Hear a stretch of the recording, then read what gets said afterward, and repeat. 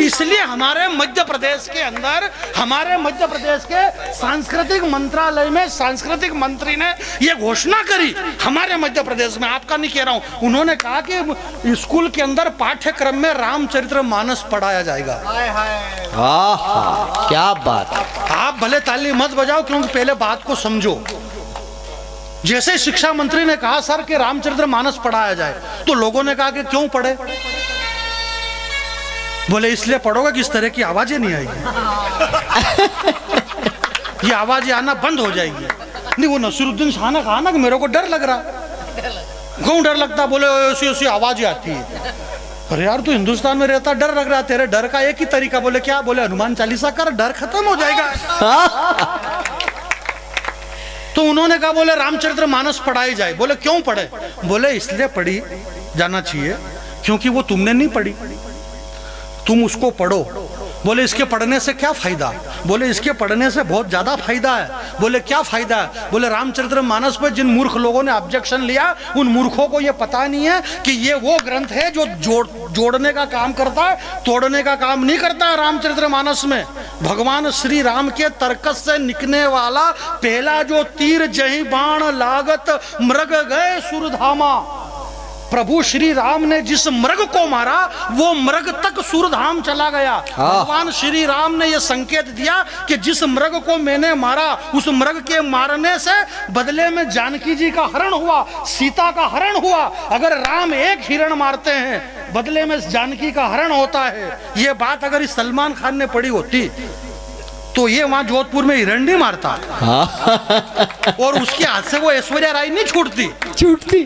भाई रामचंद्र जी ने तो रावण को मारा, माता जानकी जी को लाया, जानकी जी ने अग्नि परीक्षा दी। अब सलमान खान में इतना दम है कि वो अभिषेक बच्चन को मार दे और ऐश्वर्या राय को ले आए और ऐश्वर्या राय अग्नि परीक्षा दे दे। अगर ऐश्वर्या राय अग्नि परीक्षा दे तो पता ही नहीं चले कहां कहां जल गई वो।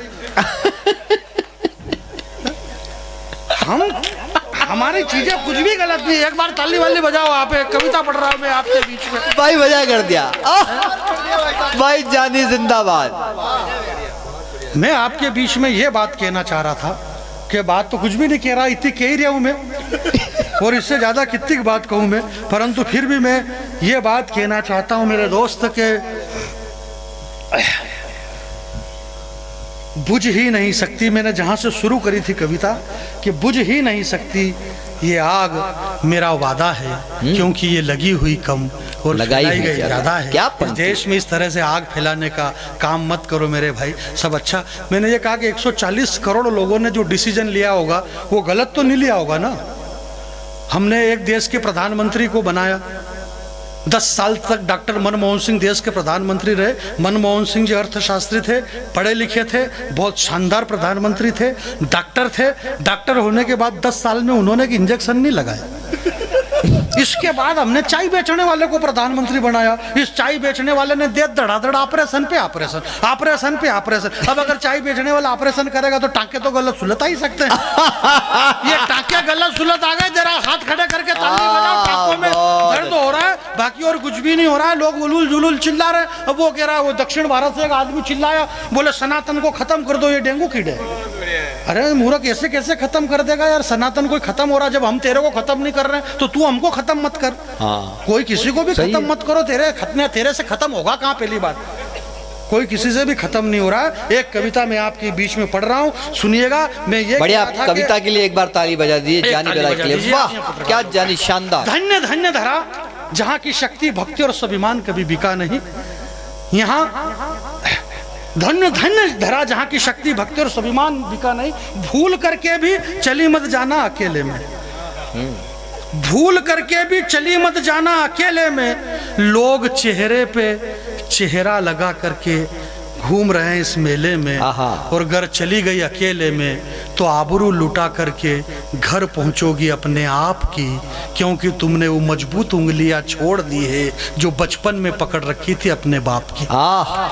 क्या वाह, थोड़ा सा और दिमाग लगाना, दिमाग देना लोट पे भैया। बहुत बहुत बढ़िया कानू पंडित जी, आपका बहुत बहुत धन्यवाद। मैं आपको प्रणाम करता हूँ। पंडित आदमी है कि बचपन में छोड़ दी तुमने जो उंगली अपने बाप की। और सुनिएगा मेरे 35 टुकड़े इस हिंदुस्तान के अंदर एक श्रद्धा के हुए। लोगों ने कहा बोले 35 टुकड़े क्यों हो गए? मैं आपसे ये कह रहा हूँ आजाद भैया कि हजार हजार टुकड़े हुए होंगे। 35 टुकड़े कब हुए होंगे एक बेटी के? आपके चरणों में रखता हूँ दादा के संजय भैया, 35 टुकड़े नहीं, हजार हजार टुकड़े हुए होंगे जब एक मजबूर बाप के, तब जाके 35 टुकड़े हुए हैं मोहतरमा आपके। अपने उस बूढ़े बाप के मन को मत तोड़िए, ऐसी मेरी देश की बहन बेटियों से प्रार्थना है। क्योंकि हम 4 भाई थे, हम कुंवारे थे, तब तक हमारे माता पिता हमारे साथ थे। अब हमारी शादी हो गई, अब पिताजी पता नहीं इसके साथ रहते हैं कि उसके साथ रहते हैं। मेरे को आज तक ऐसा उदाहरण बताओ कि जिसके घर में लड़के कुंवारे उसके घर में पिताजी को अलग रखते हैं क्या? बस ये पापा की परी आई और फिर इनका एक ही काम कि तुम्हारे पापा से मेरी टूरनिंग नहीं बैठती है, तुम्हारी मम्मी से मेरी टूरनिंग नहीं बैठती है। तो अपनी बेटियों को ये भी सिखाओ कि वो माँ बाप से टूरनिंग मिला के रखो थोड़ा, और उनके गरम चांद का दे दो। ये गरम चांद के लिए बैठे हैं, ये बूढ़ी आंखें देखती है कि हमारी बहू हमें रोटी देगी। और ऐसी ऐसी बहुएं यहाँ पे हुई कि यहाँ की भक्ति के एक मीराबाई ने 7-7 पीढ़ियों को तार दी।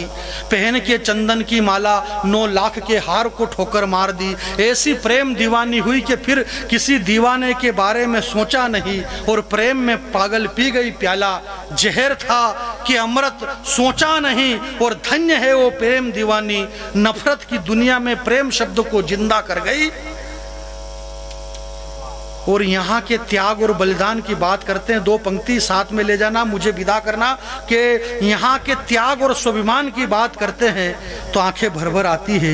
ये पंक्तियाँ सही से नहीं, पन्ना धाई के आंसुओं से लिखी जाती है। उस माँ को भी देखो, उस माँ की भी क्या छाती थी जो गैरों को बचाने के लिए अपने बेटे को मरवाती थी। माँ होकर के उसने माँ की ममता को भुला दिया, और जलता रहे मेवाड़ का दीपक, बस यही सोच के मासूम चंदन को मौत की सैया पे सुला दिया। वाह!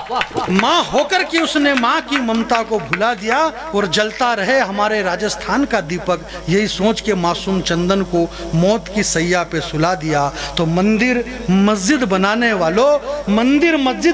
वालों, जरा एक ये भी विश्वास दिला दो, मंदिर ही बनाना है तो एक मंदिर उस हाड़ी रानी और पन्ना धाई का भी बनवा दो। एक मंदिर हाड़ी रानी और पन्ना। एक बार पूरा सदन दोनों हाथ खड़े करे, पूरा सदन तालियां बजाए। बहुत बहुत धन्यवाद जिन लोगों ने ये कवि सम्मेलन, आजाद भाई आए प्रोग्राम को संभाला। बहुत अच्छे। एक बार आप अपने लिए तालियां बजाइए। बैठ जाइए। एक मिनट के लिए मेरी बात सुन, 1 मिनट के लिए। मेरा मन कर रहा है, जो हमारे बहुत प्यारे भाई संजय जी ने आग्रह था, 5 मिनट के लिए सही, मैं चाहूंगा एक बार दिनेश देसी को सुनना चाहते हैं आप? सुनना चाहते हैं?